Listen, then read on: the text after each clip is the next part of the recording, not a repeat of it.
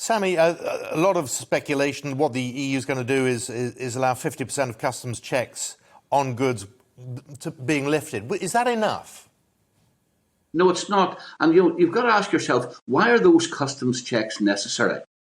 And the reason why the customs checks are necessary is because Northern Ireland is now subject to EU law rather than UK law. So anything coming from the GB into Northern Ireland has to abide by a different set of rules, hence the reason for the checks.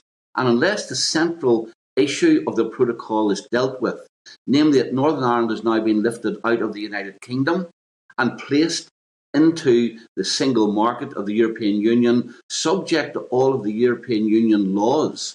And therefore, you have to have checks to make sure that those laws are being abided by when goods come into Northern Ireland from the rest of the country to which we belong, unless that central issue is dealt with. And that's what Lord Frost is saying, of course.